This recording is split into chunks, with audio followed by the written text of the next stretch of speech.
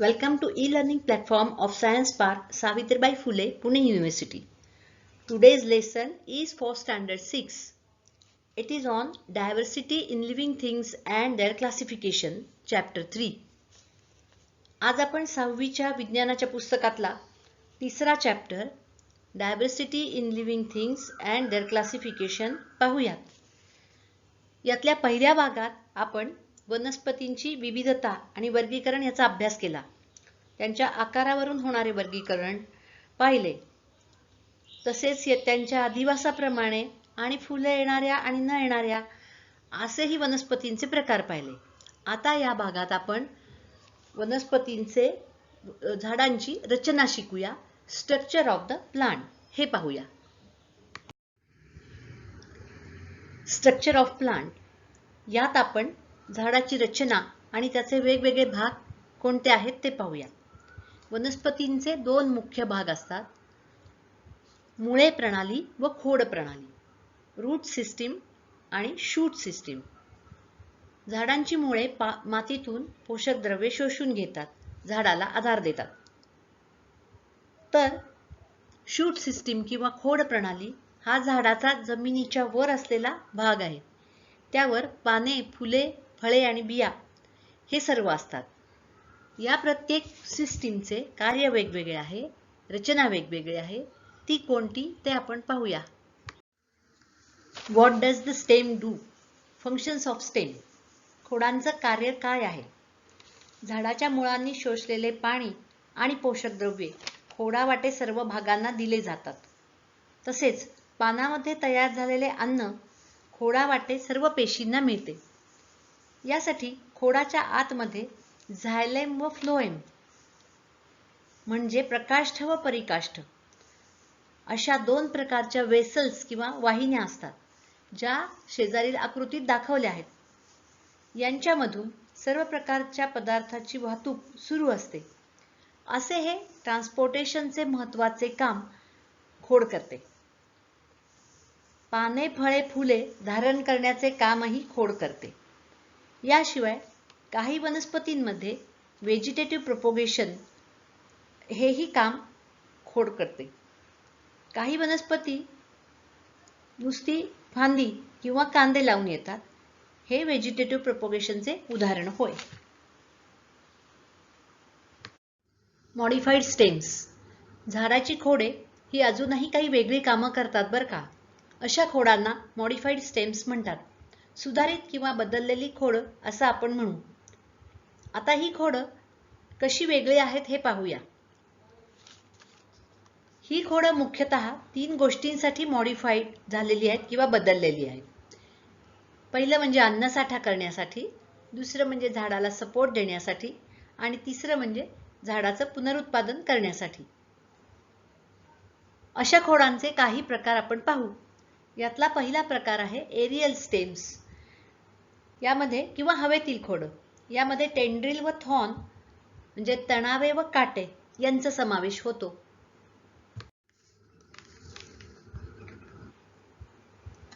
Aerial stems, tendrils and thorns. तणावे किंवा tendril हे झाडाच्या टोकाला येतात. हे नाजूक स्प्रिंग प्रमाणे असतात. आसपासच्या वनस्पतींचा आधार घेऊन त्याभोवती ते गुंडाळले जातात. काकडी आणि भोपळा अशा वेलींच्या नाजूक खोडाला यामुळे आधार मिळतो. दुसरा प्रकार आहे थॉर्न्स किंवा काटे. हे झाडांच्या प्रोटेक्शनसाठी असलेले मॉडिफाईड स्टेम्स आहेत. असे काटे कोणत्या झाडाला असतात बरं? बरोबर, गुलाबाला असे काटे असतात आणि ते त्याच्या प्रोटेक्शनसाठी उपयोगी पडतात. आणखीन काही प्रकारची खोड किंवा मॉडिफाईड स्टेम्स ही जमिनीच्या खाली असतात, म्हणून त्यांना अंडरग्राउंड स्टेम्स म्हणतात. यांचा पर्पज किंवा यांचा हेतू हा फूड स्टोरेजसाठी किंवा अन्न साठवण्यासाठी असतो. यामध्ये आले, हळद, आळू, कांदे व बटाटे या भाज्यांचा समावेश आहे.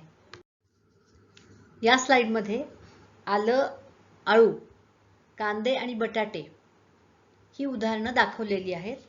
ही सगळी जमिनीखाली असलेली अन्न साठवणारी मॉडिफाईड स्टेम्स किंवा सुधारित खोडे आहेत. Sub aerial stems. काही मॉडिफाईड खोडे जमिनीच्या थोडी वर असतात आणि ती वनस्पतीच्या पुनरुत्पादनासाठी असतात. ती जमिनीत जिथे खाली जातात तिथे त्यांना मुळे फुटून नवीन रोप तयार होते. यामध्ये रनर आणि स्टोलॉन असे प्रकार आहेत आणि ऑक्झॅलिस आणि मिंट म्हणजे पुदिना ही याची उदाहरणे आहेत. Structure of leaf. पानाची रचना. पाने त्यात असलेल्या क्लोरोफिल म्हणजे हरितद्रव्यामुळे फोटोसिंथेसिस किंवा प्रकाश संश्लेषण करून झाडाचे अन्न तयार करतात. पानाच्या मागच्या पृष्ठभागावर असलेल्या सूक्ष्म छिद्रातून वायूंची देवाणघेवाण होते आणि बाष्प बाहेर टाकले जाते. ही पानाची आकृती पहा. यामध्ये पानाची रचना दाखवली आहे. पानाच्या हिरव्या सपाट पृष्ठभागाला लीफ ब्लेड म्हणतात. पानाच्या कडा म्हणजे मार्जिन आणि पानाचे टोक म्हणजे अपेक्स आहे.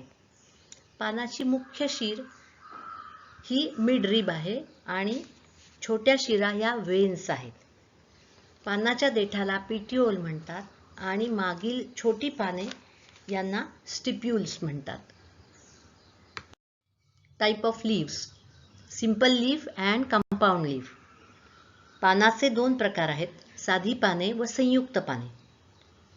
साध्या पानांमध्ये एकच लीफ ब्लेड आहे, तर कंपाऊंड लीफ किंवा संयुक्त पानामध्ये अनेक छोटी छोटी लीफ ब्लेड्स असतात. या स्लाइडमध्ये दाखवल्याप्रमाणे पेरू आणि आंबा ही साध्या पानांची म्हणजे सिंपल लीफची उदाहरणे आहेत, तर कडुनिंब आणि गुलाब ही कंपाऊंड लीफ म्हणजे संयुक्त पानांची उदाहरणे आहेत. आता आपण या पानांच्या दोन इंटरेस्टिंग ऍक्टिव्हिटीज करणार आहोत. कोणते? ऍक्टिव्हिटी पहिली. चला तर मग सुरू करूया ऍक्टिव्हिटी पहिली. कोणतेही एक हिरवे पान घेऊन ते तुमच्या वहीच्या एका कोऱ्या पानाच्या खाली ठेवा. आता वर असलेले वहीचे कोरे पान डाव्या हाताने ताणून धरा. पेन्सिल वहीला समांतर धरून या पानावर पेन्सिलच्या टोकाने घासा. पूर्ण पान कव्हर होईल असे पहा. तुमच्या वहीच्या पानावर खालील पानाचा शेप तयार झालेला दिसेल. त्यामध्ये मिडरिब आणि व्हेन्स या शिराही दिसतील. आता दुसरी ऍक्टिव्हिटी करू.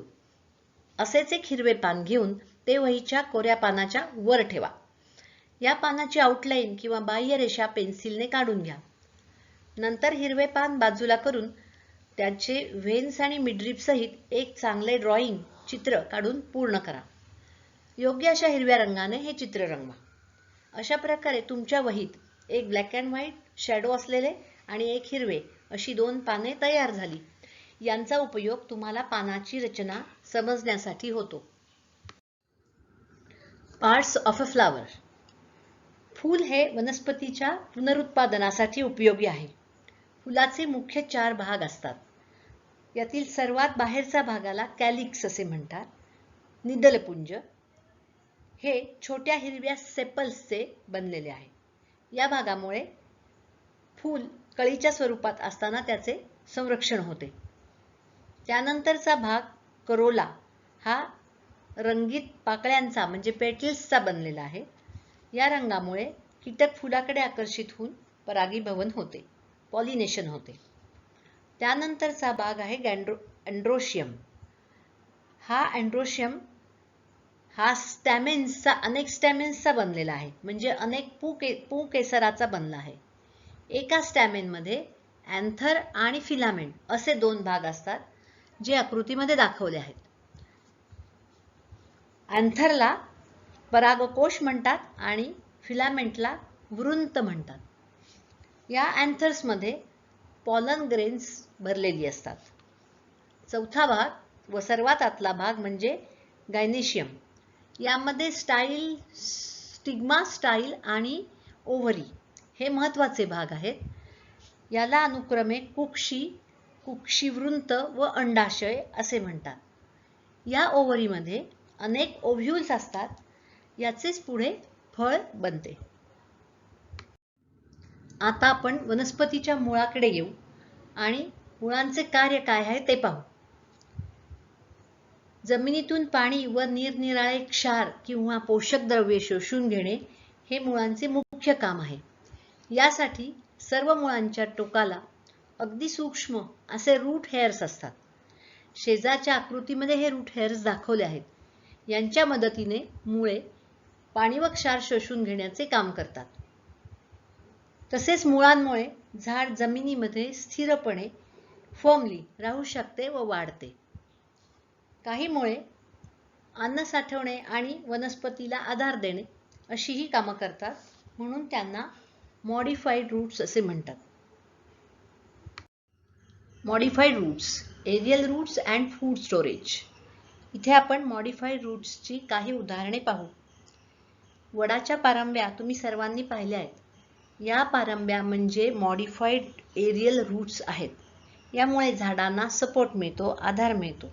ही रूट्स किंवा पारंब्या पुन्हा जमिनीत जाऊन त्याचा झाडाचा विस्तार वाढवतात.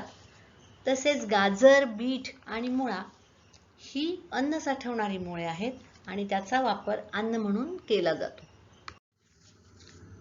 चला आता आपण या मुळांची एक ऍक्टिव्हिटी करू. घराजवळच्या एखाद्या मोकळ्या जागेत जा. तिथे अनेक छोटी छोटी रोपं आता उगवलेली दिसतील. त्यातील कोणतीही 5 छोटी रोपं मुळासकट खणून काढा. हे करताना मुळं तुटणार नाहीत याची काळजी घ्या. या रोपाच्या मुळांची माती स्वच्छ धुवा आणि त्यांचे निरीक्षण करा. या रोपांना 1, 2, 3, 4, 5 असे नंबर द्या, असे क्रमांक द्या आणि निरीक्षण करून त्या नंबरच्या पुढे ते मूळ कोणत्या प्रकारचे आहे हे निरीक्षण लिहून काढा. बहुतेक सर्व वनस्पतींची मुळे 2 प्रकारची असतात. टॅपरूट किंवा सोट मूळ आणि फायब्रस रूट किंवा तंतुमूळ, तंतुमय मूळ. या दोन्ही मुळांचे चित्र नीट पहा. यात काय फरक दिसतोय? टॅपरूट किंवा सोट मूळ या प्रकारचे मूळ खोलवर जाते, तर तंतुमय मूळ हे खोलवर जात नाही. सोट मुळामध्ये एक मुख्य लांब मूळ असते, त्यालाच टॅपरूट किंवा सोट मूळ म्हणतात आणि त्याच्या शाखांना लॅटरल रूट्स म्हणतात. तंतुमय मुळामध्ये मुख्य एक मूळ असे नसते. सर्व मुळे सारखीच असतात आणि त्यांना तंतुमय मुळे म्हणतात. सोटमूळ कमी पावसाच्या प्रदेशामध्ये राहू शकते, तर तंतुमय मूळ अशा प्रदेशात राहू शकत नाही. ते पृष्ठभागावरील पाणी सहजपणे शोषून घेते. सर्वात महत्त्वाचा फरक म्हणजे सोटमूळ हे डायकॉट म्हणजे द्विदल बी असलेल्या वनस्पतींमध्ये असते, तर तंतुमय मूळ हे मोनोकॉट म्हणजे एकदल बी असलेल्या वनस्पतींमध्ये असते. या मुळांची काही उदाहरणे आपण आता पाहू. मोहरी आणि मुळा या दोन्हीमध्ये टॅप रूट आहे.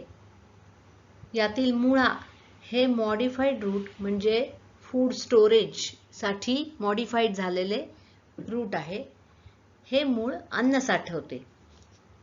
दुसरा प्रकार म्हणजे फायब्रस रूट. याची उदाहरणे भात आणि कांदा ही आहेत. या दोन्हीमध्ये फायब्रस रूट असते. इथे तुम्हाला घरी सोडवण्यासाठी काही प्रश्न दिलेले आहेत. या प्रश्नांची उत्तरे तुम्ही तुमच्या वहीत लिहून काढायची आहेत. Animal diversity. आतापर्यंत आपण वनस्पतींमधली विविधता पाहिली. अशीच विविधता प्राण्यांमध्येही असते. प्राण्यांची उंची, त्यांच्या शरीराचा आकार आणि त्यांची राहायची जागा किंवा हॅबिटॅट्स हे यामध्ये विविधता आहे. हे वेगवेगळे असतात. ब्लू व्हेल सारखा जगातला सगळ्यात मोठा प्राणी वजनदार आहे, खूप वजनाने जास्ती आहे, तर मुंगीसारखे प्राणी कितीतरी छोटे आहेत. काही प्राणी हे इतके छोटे सूक्ष्म आहेत की ते नुसत्या डोळ्यांनी दिसत नाहीत. त्यांना पाहण्यासाठी मायक्रोस्कोपची गरज असते. ते प्राणी कोणते आहेत ते आपण पुढच्या स्लाइडमध्ये पाहणारच आहोत. काही प्राण्यांचं अन्नही वेगवेगळं असतं. काही प्राणी फक्त शाकाहारी आहेत, त्यामुळे ते गवत खातात किंवा फळं खातात. त्यांना हर्बीवोर म्हणतात. काही प्राणी इतर प्राण्यांचं मांस खातात, त्यांना कार्निव्होर्स म्हणतात. तर काही प्राणी दोन्ही खातात, म्हणून त्यांना ओमनिव्होर असं म्हणतात. प्राणी जिथे राहतात तो निवास, अधिवास किंवा हॅबिटॅट किती व्हेरिड आहे, किती वेगवेगळ्या प्रकारचा आहे पहा. घनदाट जंगल, समुद्र, बर्फाळ प्रदेश, उष्ण किंवा शीत वाळवंट, उंच पर्वत, दलदल, नद्या ही त्याची काही उदाहरणं आहेत. वेगवेगळ्या हॅबिटॅट्सची उदाहरणं आहेत. काही प्राणी पाणी आणि जमीन अशा दोन्ही ठिकाणी राहतात. पक्षी हवेत राहतात किंवा हवेत उडतात. प्राण्यांमध्ये काही प्राणी अंडी घालतात तर काही प्राणी पिल्लांना जन्म देतात. जे प्राणी अंडी घालतात त्यांना ओव्हिपॅरस म्हणतात. कोंबडी, कीटक, पक्षी, बेडूक इत्यादी प्राण्यांची अंडी असतात. ह्या पद्धतीने त्यांचं पुनरुत्पादन होतं. जे प्राणी पिल्लांना जन्म देतात त्यांना विव्हिपॅरस असं म्हणतात. घोडा, ससा, गाय, मेंढी आणि मानव हे पिल्लांना जन्म देतात म्हणून यांना विव्हिपॅरस प्राणी म्हणतात. प्राण्यांच्या शरीर रचनाही एकसारख्या नसतात. या शरीर रचनेमध्ये खूप फरक असतो. काही प्राण्यांना पाठीचा कणा असतो. साप, पक्षी, मासे, कांगारू, मानव हे पाठीचा कणा असलेले प्राणी आहेत. त्यांना व्हर्टिब्रेट्स असं म्हणतात. तर काही छोटे प्राणी, गोगलगाय, झुरळं, गांडूळ यासारख्या प्राण्यांना पाठीचा कणा नसतो म्हणून त्यांना इनव्हर्टिब्रेट्स म्हणतात किंवा अपृष्ठवंशीय प्राणी असं म्हणतात. युनिसेल्युलर मायक्रोस्कोपिक ॲनिमल्स म्हणजे एकपेशीय सूक्ष्म प्राणी. एखाद्या डबक्यामधील पाण्याचा एक छोटासा थेंब स्लाइडवर घ्या आणि ही स्लाइड मायक्रोस्कोप खाली ठेवा. यामध्ये तुम्हाला असंख्य छोटे छोटे प्राणी दिसतील. हे सर्व एकपेशीय मायक्रोस्कोपिक म्हणजे छोटे सूक्ष्म असे प्राणी आहेत. यामध्ये अमिबा व पॅरामेशियम हे दोन प्राणी तुम्हाला दिसतील. यांची टिपिकल मूवमेंट किंवा हालचाल तुम्हाला दिसून येईल. तसेच यामध्ये क्लोरेला नावाची ग्रीन अल्गी किंवा हिरवे शैवाल हेही दिसते. या सर्व प्राण्यांचे शरीर फक्त एक पेशीच आहे म्हणून यांना युनिसेल्युलर म्हणजे सिंगल सेल, एकपेशीय आणि ते सूक्ष्म असल्यामुळे मायक्रोस्कोपिक, युनिसेल्युलर मायक्रोस्कोपिक ॲनिमल्स असे म्हणतात. यांच्या व्यतिरिक्त बॅक्टेरिया किंवा जीवाणू हे पण सूक्ष्म व एकपेशीय प्राणी आहेत. तसेच फंगस, बुरशी किंवा फंगस या ग्रुपमधील या प्रकारामधील यीस्ट हा प्राणी पण एकपेशीय व सूक्ष्म या वर्गामध्ये आहे. आतापर्यंत झालेल्या अभ्यासावर म्हणजे प्राण्यांच्या या विविधतेवर आधारित काही प्रश्न तुम्हाला पुढील 3 स्लाइडमध्ये विचारले आहेत. त्यांची उत्तरे शोधून तुम्हाला ती तुमच्या वहीत लिहून ठेवायची आहेत. प्रथम प्राण्याचे नाव व त्यापुढे त्याचे उत्तर या पद्धतीने ते तुम्ही लिहा. नंतर आम्ही उत्तरे सांगू तेव्हा तुम्ही उत्तरे तपासून पहा. पहिल्या स्लाइडचा उदाहरण म्हणून सांगते. What is the food for these animals असा प्रश्न या स्लाइडमध्ये विचारलेला आहे. पहिला प्राणी वाघ दिसतो आहे त्यामुळे तिथे वाघ हा शब्द लिहायचा आणि डॅश करून त्यापुढे त्याचे फूड कोणते आहे, तो काय खातो, जर प्राणी असेल तर त्या प्राण्याची नावं या पद्धतीने उत्तरे लिहा आणि नंतर तपासून पहा. पुढची स्लाइड आहे. Which of these animals have vertebral column? या स्लाइडमध्ये अनेक प्राणी, वेगवेगळे प्राणी दिलेले आहेत. या प्राण्यांना पाठीचा कणा आहे किंवा नाही, व्हर्टिब्रल कॉलम आहे किंवा नाही याचं उत्तर तुम्हाला लिहायचं आहे. सुरुवातीला प्राण्याचं नाव लिहा आणि पुढे डॅश करून पाठीचा कणा किंवा व्हर्टिब्रल कॉलम येस किंवा नो आहे किंवा नाही या पद्धतीने अशी उत्तरं या स्लाइडमध्ये लिहा. पुढचा प्रश्न आहे. Which animals lay eggs and which animals give birth to the offsprings? या दिलेल्या प्राण्यांपैकी कोणते प्राणी अंडी घालतात आणि कोणते प्राणी पिल्लांना जन्म देतात हे तुम्हाला उत्तरामध्ये लिहायचे आहे. मागे सांगितलेल्या प्रकारे सुरुवातीला प्राण्याचं नाव लिहून त्यापुढे डॅश करून अंडी घालतात किंवा पिलांना जन्म देतात. म्हणजे ओव्हीपॅरस किंवा विव्हीपॅरस हा शब्द उत्तर म्हणून तुम्हाला लिहायचा आहे.